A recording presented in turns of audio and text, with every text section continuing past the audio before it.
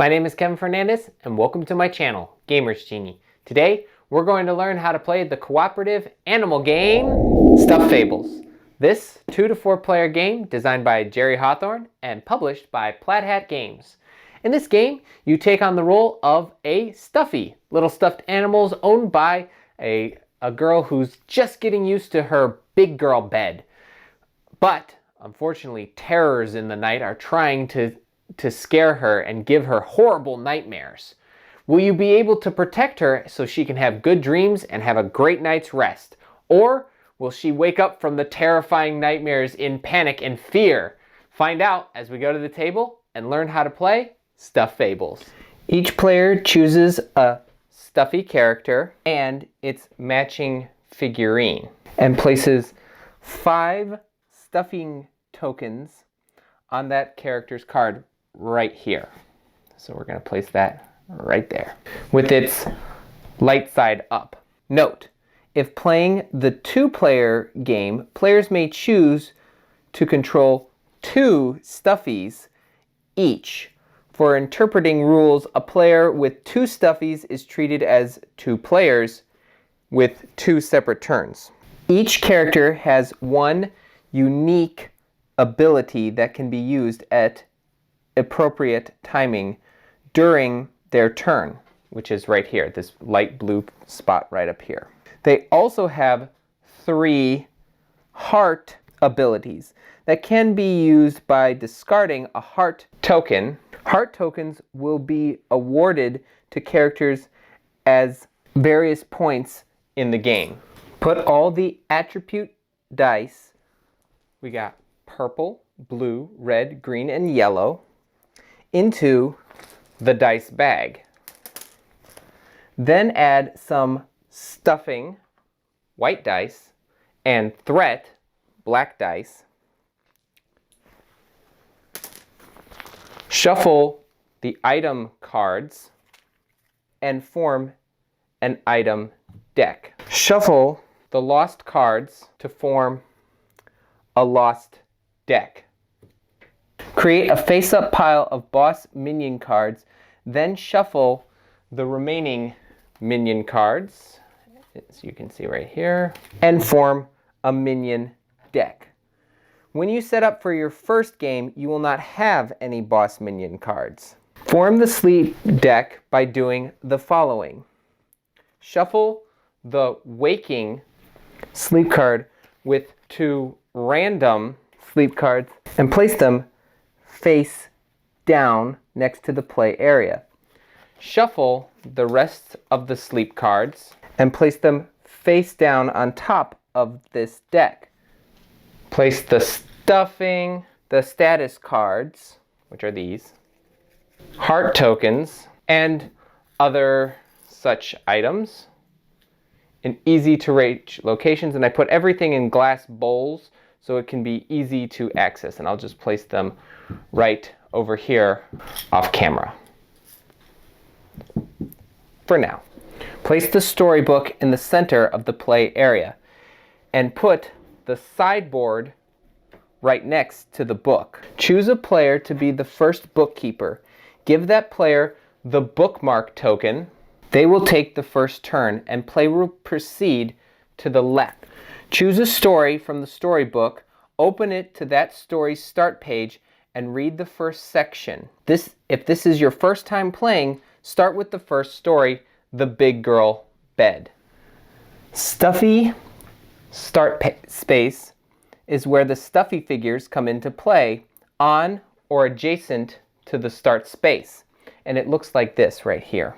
When encountering minions and their figures come into play on or adjacent to this nut and bolt space right here. And what that will look like is stuffy will go here, minion will go here.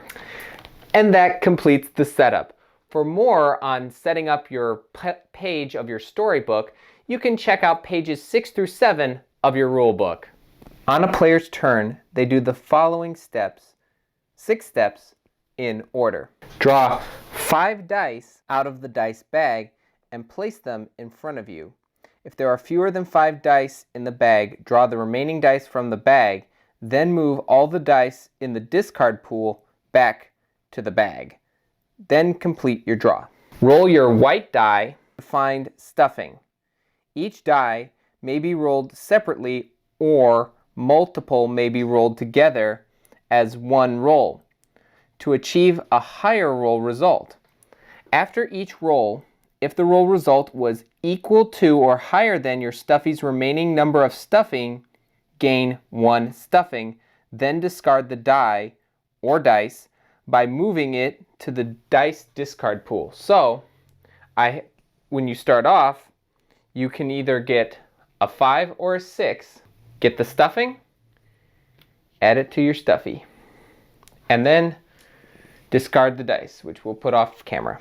Place all your black die on the threat track, starting at the top. All of the remaining colored dice in front of you may be utilized to perform actions.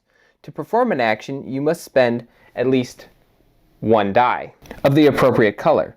Spend a die, roll that die, resolve its effect, and then discard it. Just as the white stuffing dies, each die may be rolled separately or multiple of the same color, or purple, may be rolled together as one roll. On your turn, you may perform as many actions as you like, as many times as you like, so long as you still have the appropriate dice available to spend. The actions that can be performed with each die type are as follows. You can spend any colored dice to move your stuffy up to several spaces equal to the roll result.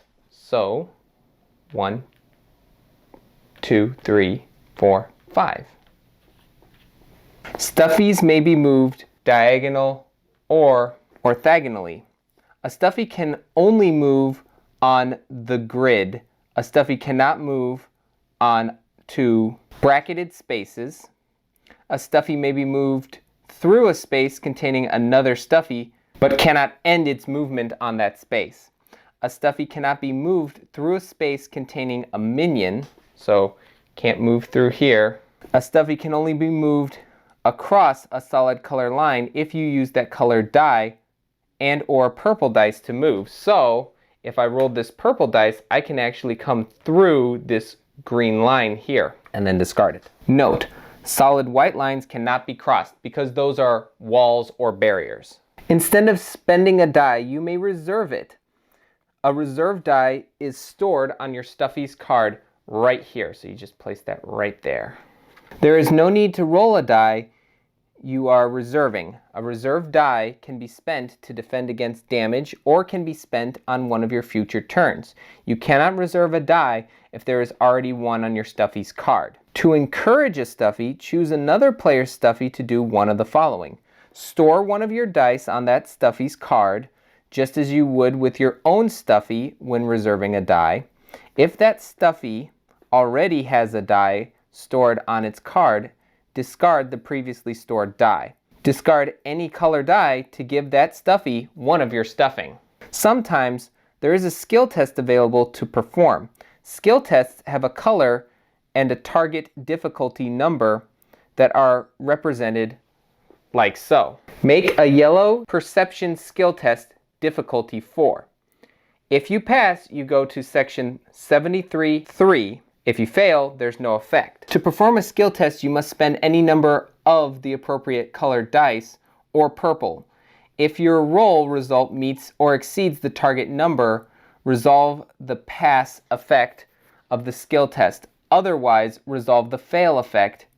You automatically fail a skill test if you are required to make one, but do not have the appropriate dice. There are 4 places that players can look to see if there are skill tests available. So, this is the storybook special rules. This is the first spot that you can find that, but we're keeping that underneath here just so you guys can see what the board looks like better. Number 2 is status cards. Many status cards have a skill test that must be passed to remove them. Number 3, environment cards. Some environment cards require players to make a skill test to interact with the environment, which would be a card like this. and it looks like that on the back. And the last one is lost cards. Some lost cards require players to make a skill test. So that would be this card right here. These cards right here, they look like this. Sometimes there is a group task available to perform.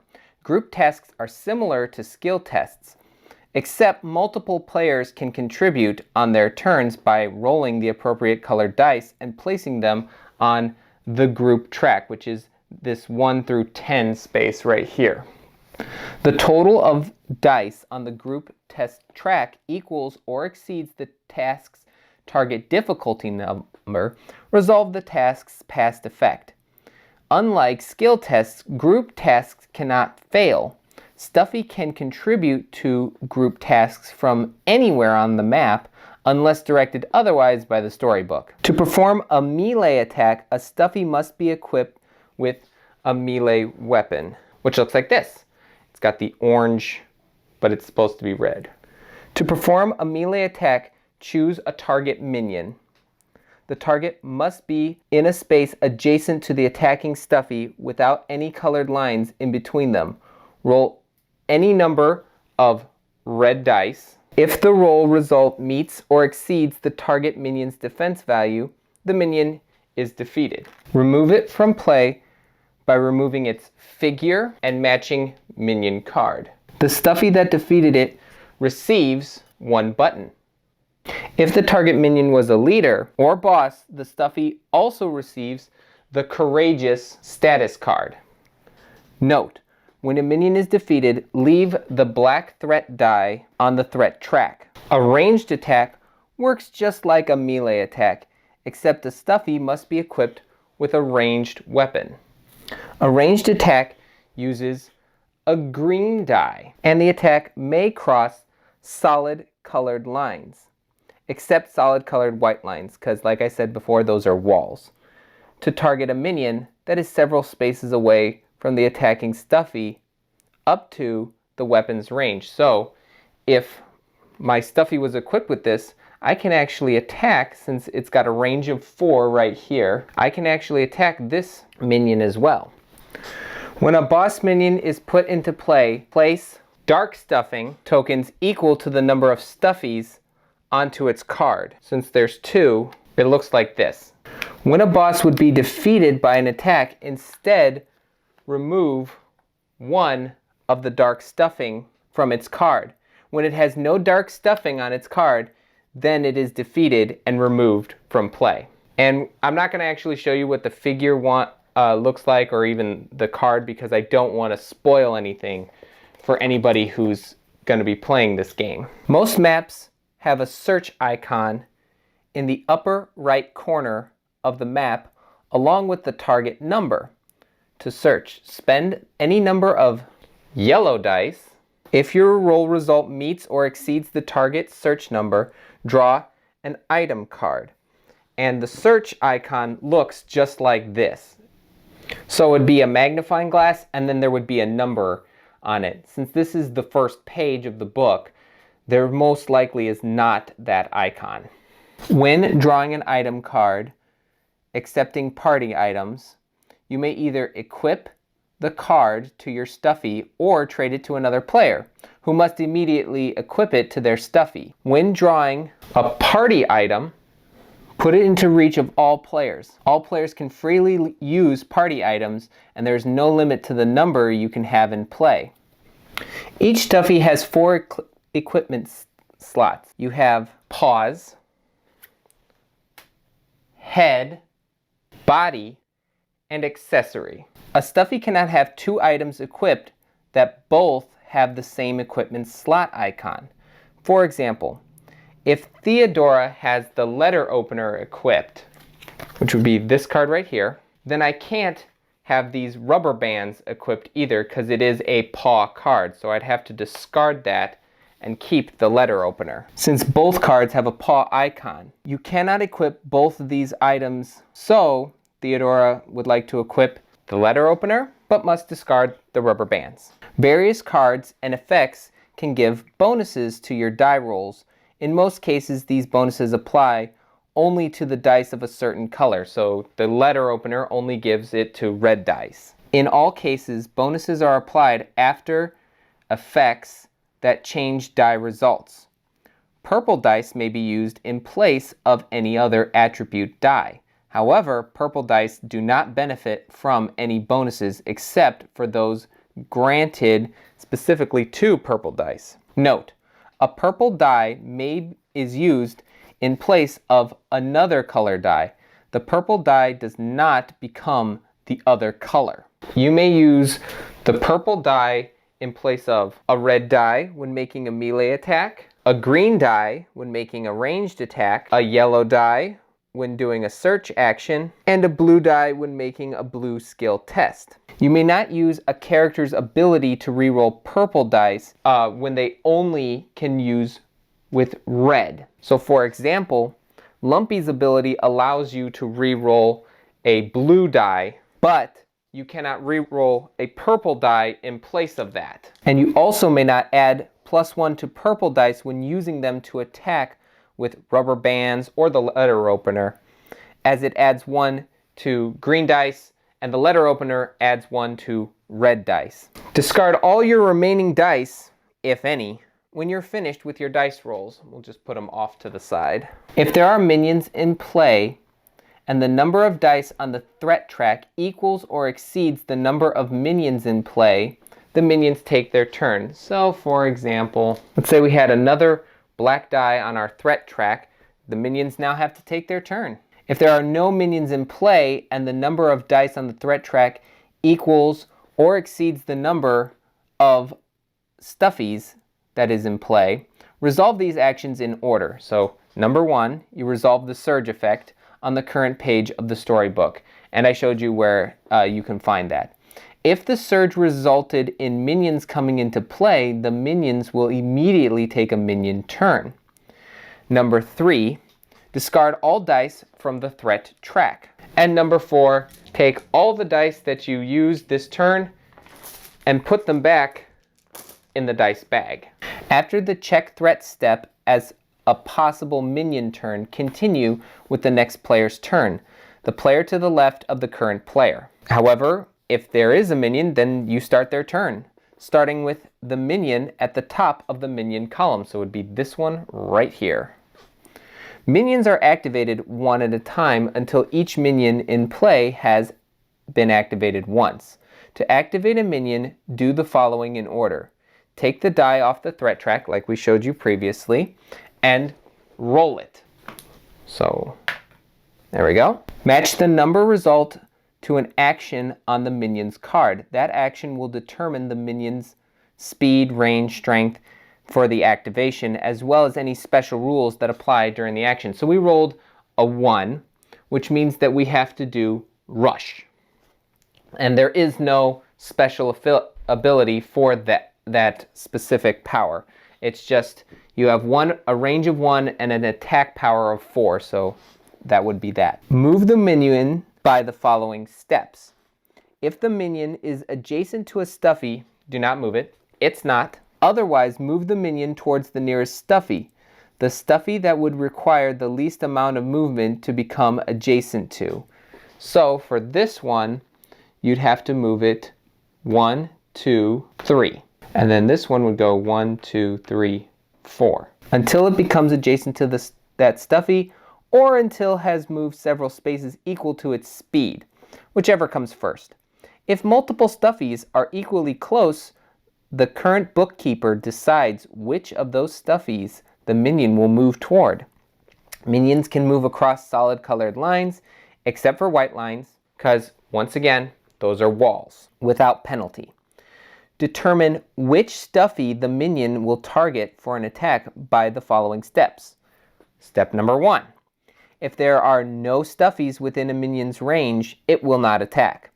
Step number 2. If there is one stuffy within the minion's range, it will target that stuffy. And number 3. If there are multiple stuffies within the minion's range, it will target the closest stuffy. Note, minions can target across solid colored lines, except for white lines. The minion now attacks its target. To resolve the attack, follow these steps. Step number 1. The attacking minion will deal damage equal to the minion's strength. Right now, since it's 1, that would be rush, which would be 4. If the target stuffy has a die stored on its card, the stuffy may choose to defend against the attack by rolling the stored die and blocking damage up to the rolled results. We do not have a stored die currently on our card, so unfortunately Theodora is defenseless. So that brings us to step number 3. Remove stuffing from the target stuffy equal to the unblocked damage, which would be 4 stuffing. If a stuffy loses all of its stuffing, it becomes collapsed and is laid on its side. If the target stuffy defended with a die and blocked all the damage, no stuffing is lost, then the die is returned to the stuffy's card. Otherwise, the die is discarded. After activating a minion, discard the black threat die to determine its action and activate the next minion in the column. Once all minions have been activated, discard any black threat dice remaining on the threat track. Return all dice in the discard pool to the die bag and continue to the next player's turn. When a stuffy loses all its stuffing, it becomes collapsed, like we showed. When a stuffy collapses, tip its figure over on its side and discard all of its status cards. Theodora currently doesn't have any status cards, so we're good. But it would be like this card. Buttons. It did have a button and hearts. We did not earn any hearts. Reveal a sleep card, like so. A collapsed stuffy cannot take any actions, have a die stored on it, or use item cards. A collapsed stuffy still takes its turn. It just cannot take any actions on that turn. If it is still collapsed after the find stuffing step of its turn, a stuffy will return from being collapsed if it gains 1 or more stuffing. A collapsed stuffy can gain stuffing when another stuffy takes an encourage action to give it stuffing, or finding stuffing on its turn using the white stuffing die, which in that case you just stand them back up. Sometimes the storybook or card instructions that a stuffy receives from some damage, stuffies can defend against this damage in the same way it's defending against a minion attack. Stuffies can be affected by a variety of conditions such as scared, angry, torn. When a stuffy becomes something, it means to place a corresponding status card on the stuffy. So these are the status cards.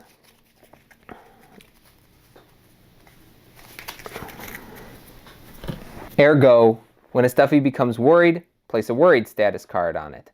A stuffy cannot have 2 status cards of the same type placed on it. So he can't be doubly courageous, because there's a difference between courageous and just stupid. Each time a stuffy collapses or the storybook directs you to, you must reveal a card from the sleep deck. Sleep cards have no effect.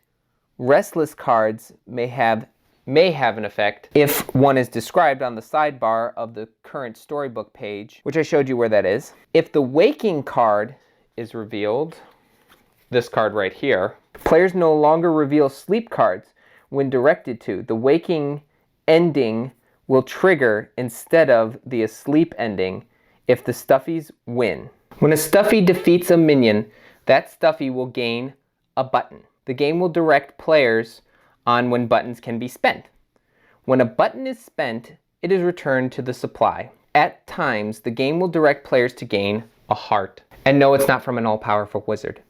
The heart can be spent to perform an errand ability on your stuffy's card. A stuffy can activate abilities like these, and they can be performed without having to spend a heart. Both earned abilities and active abilities can be performed at any time unless otherwise specified on your stuffy's card.